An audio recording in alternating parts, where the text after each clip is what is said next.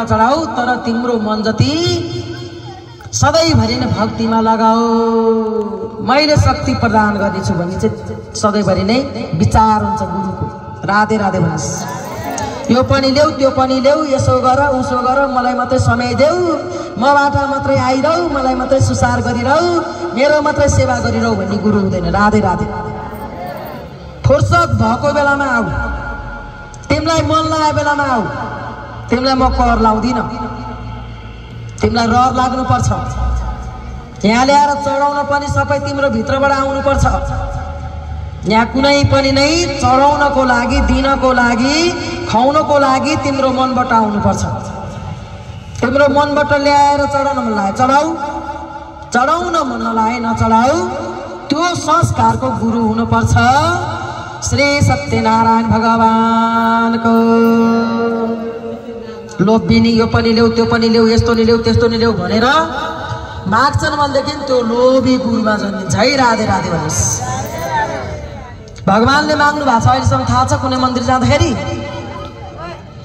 कहीँ जाँदाखेरि नि तपाईँको इच्छा अनुसारले फुलपाती बत्ती यताउति सारा संसारमा माला चुदरी विभिन्न थरी लगाएर चाहिँ भगवानलाई आफ्नो इच्छाले चढाउनुहुन्छ।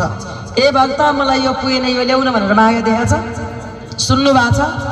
हो, जस्तो भगवानको व्यवहार छ त्यस्तै नै गुरुको पनि व्यवहार हुनुपर्छ। राधे राधे। श्री हरि विष्णु भगवानको, लक्ष्मी नारायण भगवानको।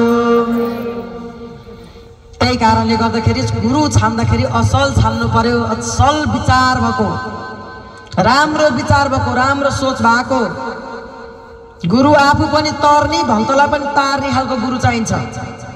आफू पनि अगतिमा भक्तलाई नै अगतिमा पार्ने गुरु हुनु हुँदैन। राधे राधे भन्नुहोस्।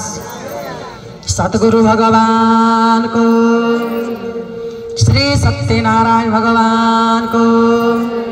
अब यति गुरु थाप्न मन लाग्छ भने वैदिक सनातन हिन्दू धर्ममा यसरी ठुलो ल्याप्पै टिका लाउनु नि पर्दैन। मसँग आएर फेरि गुरु लिँदाखेरि यत्रो टिका लाउनु पर्ने छ भने ठान्नु होला। हेर्नुहोस्, आफ्नो इच्छा यस्तै लगाउन नि पाइन्छ है, सानो सानो पनि लाउन पाइन्छ। तर